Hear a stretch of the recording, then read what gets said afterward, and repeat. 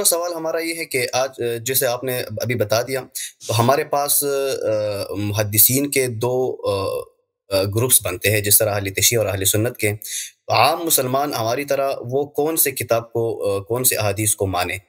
ہم عام طور جو مسلمان ہیں وہ کنفیوزڈ ہے. جو اہل سنت کے مسلمان ہیں وہ کہہ رہے کہ اہل تشیع کے احادیث جو ہیں وہ ٹھیک نہیں مان رہے، اور اہل تشیع کے جو مسلمان وہ لوگ ہیں وہ جو ہے نا اہل سنت کے لوگوں کے حدیث محدثین کو حدیث نہیں سمجھ ٹھیک نہیں مان رہے.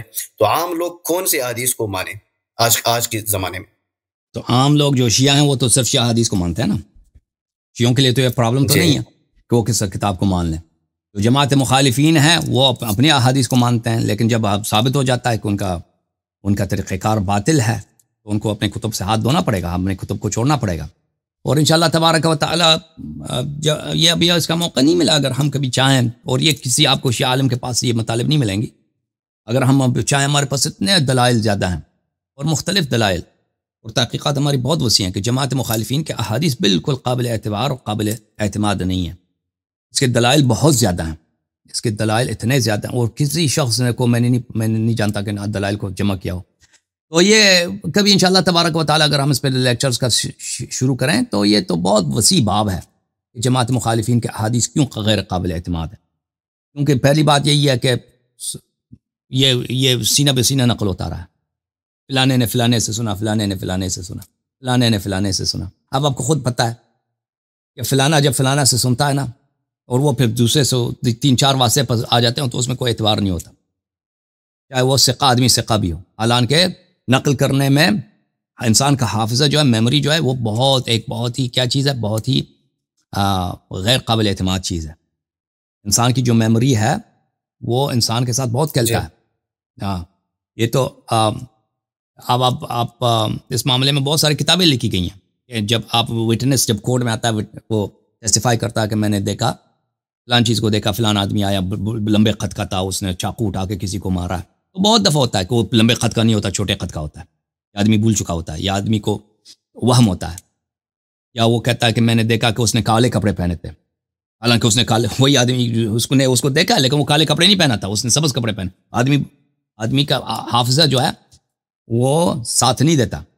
تو اس کے بہت زیادہ ریسرچ بہت زیادہ ہے. مختلف انداز میں انسان کی جو میموری ہے وہ قابل اعتماد نہیں ہے. پھر میموری کے علاوہ انسان کا جو اپنا پرسیپشن ہے، انسان کی جو اپنی پرسپیکٹیو ہے، وہ نیریشن میں اثر انداز ہوتا ہے. انسان کے جو اپنے تعصبات ہیں، جو اپنی دلی میل سے مراد انکلینیشن، میل سے مراد گند نہیں، انسان کے دل میں جو کسی سے محبت ہے یا کسی سے بغض ہے، تعصب ہے کسی مسئلے پر، وہ لازمی بات ہے. ایک مثلا اگر ایک جنگ ہے مسلمانوں اور عیسائیوں کے درمیان، مسلمان اس کو ایک انداز میں نقل کریں گے، عیسائی اس کو دوسرے انداز میں نقل کریں گے، لازمی بات ہے. مسلمانوں کو ہیرو بنا کے پیش کریں گے اور عیسائیوں کو بھی ہیرو بنا کے پیش کریں گے. تو اسی طرح تاریخ اسلام میں جو روایت نقل کرتے ہیں، صحابہ ہوں، تابعین ہوں، تابعین، اس کے بعد والے الفاظ، ان کے تعصبات ان روایات پہ اثر انداز ہے. وہ الفاظ کا چناؤ کس طرح کرتے ہیں، کس باتوں کو نقل نہیں کریں گے، کن باتوں کو نقل کریں گے، تو لازمی بات ہے. تو یہ اثر انداز ہوتی ہیں. تو لذا پہلی بات ہے کہ جماعت عمریہ کے جو احادیث کئی وسائط کے ساتھ نقل ہوئی ہیں، فرسٹ. سیکنڈ، اس کا ڈیپینڈنس ہے لوگوں کے میموریز پر. میموری ایک فالٹی چیز ہے، میموری ایک غیر قابل اعتماد چیز ہے، حافظہ. تیسری بات، اس لوگوں کے تعصبات ان نیریشنز پہ اثر انداز ہوتی ہیں. پھر سیاست کا جو خلفائے وقت کا، کہ خلفائے وقت ان کے مفادات اس طرح کے احادیث نقل ہونے میں ہے، لازمی بات ہے. جیسے ابھی ہمارے زمانے میں آپ پاکستان میں جائیں نا، ابھی سوشل میڈیا ہے، یا جو بڑے بڑے اینکرز ہیں، جو بڑے بڑے یوٹیوبرز ہیں، وہ ہر طرح کی بات نہیں کر سکتے. چھوٹے یوٹیوبرز کر لیتے ہیں، ان کی کوئی پرواہ نہیں کرتا، کوئی کسی جن کے چینل کوئی نہیں دیکھتا. جو بڑے یوٹیوبرز ہیں، جو سیاسی امور میں وہ جو باتیں کرتے ہیں نا، وہ اس طرح ہر طرح کی بات نہیں کر سکتے. ان کو بخوبی پتہ ہے، کیونکہ حکومت پاکستان کے اور جو سیاست ہے اس کو دیکھنا ہوگا. وہ فوج کے خلاف نہیں بات کر سکتے، عمران خان کی مثلا حمایت میں نہیں بات کر سکتے، یا مثلا ایسی بات کریں جو اداروں کو پسند نہیں کر سکتے. سب کو پتہ ہے یہ نہیں کر. تو آپ سمجھتے ہیں کہ یہ ابھی زمانے میں ہے، پہلے نہیں ہوتا تھا. ابھی جو حالت ہے نا ہمارے آپ کے پاکستان میں سوشل نیٹ ورکس کا، سوشل میڈیا کا، پرانے زمانے میں محدثین یہی ہوتے تھے. جو کسی حلقے میں بیٹھ کے احادیث نقل کرتے ہیں، وہی ہوتے تھے اثر انداز اپنے علاقوں میں، یا مثلا جمعے کا خطبہ دے رہے ہیں، حدیث نقل کر رہے ہیں، لوگ اس کے باتیں سن رہے ہیں، وہ لوگ آ کے اس سے سیکھتے ہیں. تو جو وقت کے جو حکومتیں ہیں ان کے مفادات کو ملحوظ خاطر رکھنا یہ بہت اہم ہوتا تھا. خلفاء بھی وہ علماء کی سپورٹ کرتے تھے، پیسے دیتے تھے، اور جو علماء ان کے پسند نہیں ہوتا تھا ان کے پیسے کٹ جاتے تھے، ان کو جیل میں ڈالتے تھے، قتل ہوتے تھے. تو اس لیے جو احادیث کا نقل ہوا ہے یہ بالکل ہر دور کے سیاست سے متاثر ہو کر. تو اس میں سر آپ سوری فار انٹر کرپشن سر، تو اس سینس میں جو اہل تشیع کے جو محدثین ہیں اس کو آپ کیسے نظر سے دیکھ رہے ہو؟ ابھی عرض کرتے ہیں.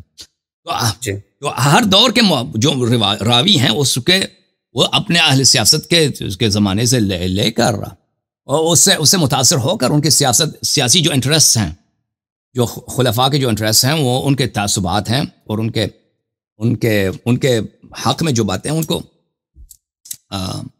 یہ سب اس میں آ جاتے ہیں. نقل حدیث میں یہ سب اثر انداز ہیں. اس کے علاوہ آپ کی خدمت میں عرض کریں کہ بہت سارے جو ہیں محدثین جھوٹے تھے، جنہوں نے جھوٹی احادیث گڑھی ہیں، اور وہ بڑے بڑے مشہور محدثین ہیں، وہ جماعت عمریہ ان کو ثقہ مانتے ہیں، لیکن وہ جھوٹے تھے، وہ جھوٹی احادیث نقل کرتے تھے، کیونکہ خلفاء ان کو پیسے دیتے تھے کہ ایسے احادیث نقل کیا جائے. تو لذا جماعت مخالفین کی جو احادیث ہیں غیر قابل اعتماد ہیں، غیر قابل اعتبار ہیں. یہ کوئی بھی انسان عاقل ہو تو جو میں نے ایلیمنٹس اور جو عناصر میں نے ان کی گنی ہیں ان پہ غور کرے. ان کو سب کو بھی نہ مانے تو کچھ کو مان لینا، تو پتہ چل جاتا ہے کہ یہ جو ہے یہ غیر قابل اعتماد ہے. اور اس طرح کہ آپ کسی کورٹ آف لا میں جا کر آپ ٹیسٹیفائی کر دیں، وہاں پہ شہادت دے دیں کہ بھائی میں نے فلانے سے سنا، فلانے نے وہ آپ کو وہ جج وہیں سے بگا دے گا، اس سے کچھ بھی ثابت نہیں ہوتا، یہاں سے نکل جائیں. تو یہ جماعت عمریہ کا یہ ہے، ان کا دین اس طرح سے ثابت ہوتا ہے. شیعوں کا جو روایات احادیث ہیں میرے بھائی اس طرح نقل نہیں ہوئی ہیں. شیعوں کی جو احادیث ہیں، رسول اللہ صلی اللہ علیہ وسلم کے زمانے میں کتابیں لکھی گئیں، اہل بیت علیہ السلام نے کتابیں لکھی، امیر المؤمنین علیہ السلام کے اصحاب نے ان کے زمانے میں ان کو خطبوں کو لکھا، ان کی باتوں کو جمع کیا. اسی طرح امام حسن امام حسین علیہ السلام کے اصحاب نے ان کے زمانے میں ان کے باتوں کو لکھا. اس طرح بعد میں ائمہ ہر دور میں شیعہ مصنفین تھے. ہمارے ہاں علم رجال نہیں ہے بھائی، علم رجال ہے ہی نہیں شیعہ مذہب میں، جو جماعت مخالفین کے پاس ہے نا، ہمارے پاس نہیں ہے. ہمارے پاس ہے فہرست اسامی مصنفی شیعہ، جو شیخ توسی کی جو کتاب ہے، نجاشی وغیرہ کی جو کتاب ہے، کشی کی کتاب، یہ مصنفین کے احوال ہیں، یہ مصنف تھے، اسی زمانے میں کتابیں لکھتے تھے. ائمہ طاہرین علیہ السلام ان کتابوں کو دیکھتے تھے، ان کی تائید کرتے تھے، اور شیعوں کو بہت پتہ ہوتا تھا. جیسا ابھی مثلا بخاری مشہور ہے، معروف ہے، سب جماعت مخالفین بخاری کو جانتے ہیں کہ یہ معتبر کتاب. اس زمانے میں اسی طرح کتابیں تھیں مشہور کہ یہ فلان امام کے صحابی نے نماز کے مسئلے پر یہ کتاب لکھی ہے، صوم کے مسئلے پہ یہ کتاب ہے، حج کے مسئلے پہ یہ کتاب ہے، مثلا تفسیر قرآن میں یہ کتاب ہے. اور ان وہ کتابیں شیعوں کے پاس تھے، عمل کرتے تھے، اور وہی کتابوں سے دوسری کتابیں لکھی گئی ہیں، جیسے کتاب کافی ہے، کتاب من لا يحضر الفقیہ. تو ہماری جو کتابیں یہ بہت ہی معتبر، اس غایت اعتبار اور غایت اعتماد میں ہے. اوکے، اس میں زمین آسمان کا فرق ہے، جماعت مخالفین کے حدیث لکھنے کا انداز اور شیعوں کے حدیث لکھنے کا انداز. جی سر. اوکے، شکریہ سر.